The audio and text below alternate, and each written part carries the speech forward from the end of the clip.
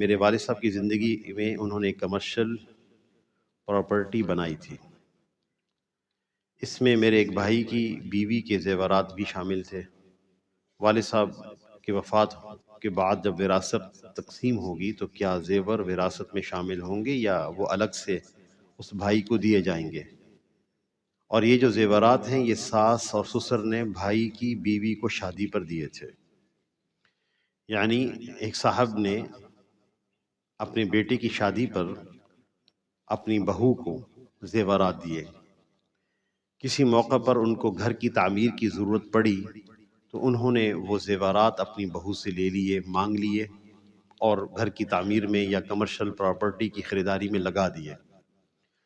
اب ان صاحب کا انتقال ہو گیا ہے تو وہ جو زیورات کمرشل پراپرٹی خریدتے وقت لگائے گئے ہیں، کیا وہ زیورات قرض میں ہیں، واپس کرنے ہوں گے، یا یہ پوری پراپرٹی وراثت میں چلی گئی ہے اور ورثاء ہی اس کے حصے دار ہوں گے؟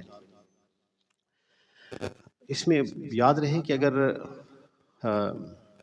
میں ایک عرف عام کی بات جو ہمارے ہاں عرف ہے اس کا بھی عرض کی دیتا ہوں اور حقیقی مسئلہ بھی عرض کی دیتا ہوں. مسئلہ کا دار و مدار عرف پہ ہوتا ہے، جو ہمارے ہاں عرف چلتا ہے.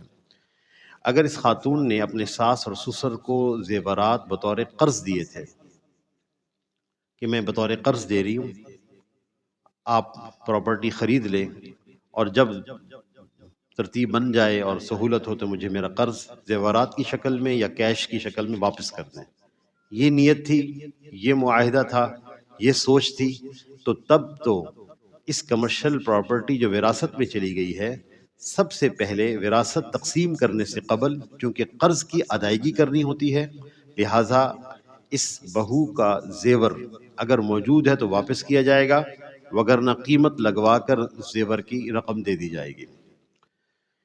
لیکن جو ہمارے ہاں عرف ہے، عرف یہ ہے کہ خدا نہ خواستہ کسی جگہ طلاق ہو تو لڑکے والے کہتے ہیں کہ ہمارا دیا ہوا زیور واپس کریں، حالانکہ وہ لڑکی کے استعمال میں ہوتا ہے، اور لڑکی والے کہتے ہیں کہ ہمارا زیور جو ہم نے دیا ہے وہ ہمارے پاس رہے گا.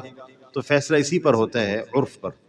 لڑکے والے طلاق کے موقع پر، چاہے وہ طلاق 5 سال بعد ہو، 10 سال بعد ہو، وہ اپنے دیے ہوئے زیورات کی واپسی کا مطالبہ کرتے ہیں.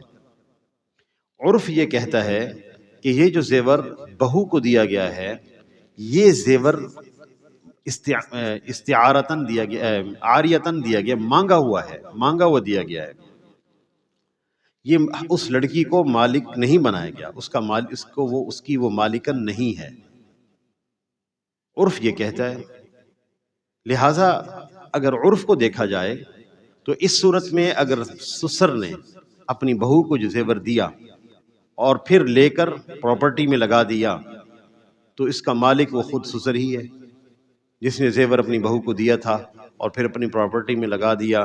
اب وہ فوت ہو چکے ہیں تو پھر تو پراپرٹی ورثاء میں تقسیم ہوگی وراثت کے اصولوں پر. لہٰذا یہ ایک بہت بڑا مسئلہ ہے ہمارے ہاں آج. اس میں ہم اپنے معاملات کو ضرور صاف کریں. اب یہ جھگڑے کی بات ہے، اختلاف رائے ہے. بہو کہے گی میں نے تو مانگا ہوا دیا تھا، میں نے تو بطور عاریتاً دیا تھا. وہ جب بھی فیصلے میں آئے گی بہو یہ کہے گی، اور عرف تقاضا کرتا ہے کہ یہ مالکن بہو نہیں ہے. عرف سارا جہان یہ تقاضا کرتا ہے. ہر دارالافتاء میں یہی مسئلہ پیش آتا ہے. جب بھی طلاق دی جاتی ہے تو لڑکے والے کہتے ہیں کہ ہمارا زیور واپس کریں.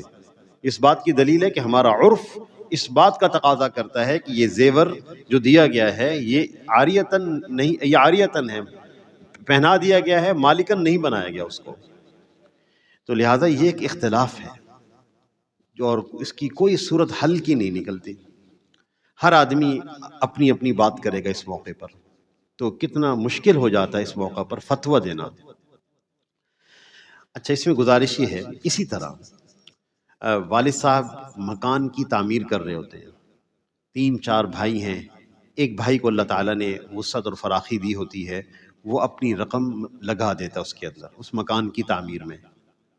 اب والد صاحب کا انتقال ہو گیا تو بھائی یہ کہتا ہے کہ میں نے تو جناب اس میں 50 لاکھ کی انویسٹمنٹ کی ہوئی ہے، پہلے تو آپ مجھے پھر پہلے واپس کریں، پہلے وہ مجھے، اس کے بعد وراثت تقسیم کریں. لہٰذا جب یہ رقم لگائی جا رہی تھی اس وقت کیا نیت تھی؟ عموماً شروع میں محبتیں ہوتی ہیں، بیٹا اپنے باپ کے تعاون میں پیسہ خرچ کر رہا ہوتا ہے عام طور پہ، والد صاحب لگا ہی رہے ہیں تو جی میری طرف سے معاونت ہو جائے، ہم سب کی پراپرٹی بن جائے گی، کہ محبت کی وجہ سے بیٹا خرچ کر دیتا ہے. لیکن محبتیں ہمیشہ ایک جیسی نہیں رہتی، اس لیے معاملات صاف ہونے چاہیے. باپ اپنے بیٹے سے رقم لینے لگا تو وضاحت کی ہونی چاہیے، یہ رقم بطور قرض دی جا رہی ہے یا اس حصے میں شرکت ہے یا والد صاحب کا اکرام ہے، کیا چیز ہے؟ یہ والد صاحب کی معاونت ہے، والد صاحب کا ہدیہ ہے، والد صاحب کا اکرام ہے، یا اس پراپرٹی میں شرکت ہے؟ یہ وضاحت ضروری ہے. اسی طرح جو ہمارے مشترکہ بزنس ہوتے ہیں، فیملی بزنس، اس فیملی بزنس کے اندر بہت احتیاط کرنی چاہیے. جب بیٹے بزنس کے اندر آئیں تو بیٹوں کی حیثیت کا تعین ہم ضرور کریں. یہ ہم سے ایک بڑی غلطی ہو رہی ہے، جس کی وجہ سے مسائل پیدا ہوتے ہیں، اختلاف پیدا ہوتے ہیں اور بزنس آگے نہیں چل پاتے.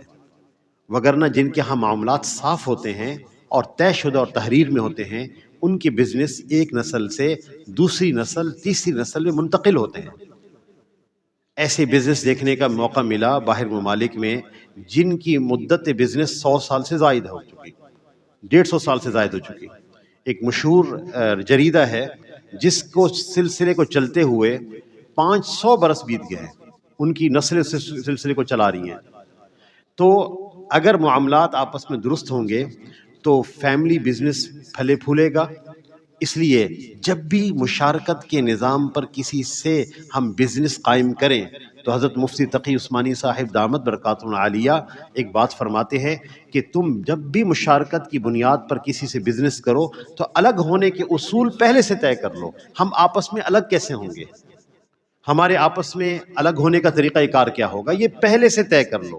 انشاءاللہ پھر اختلاف کی صورتیں پیدا نہیں ہوں گی، جھگڑے اور نزاع کی صورتیں پیدا نہیں ہوں گی. الگ ہونے کی بھی شرعی اصول ہوتے ہیں.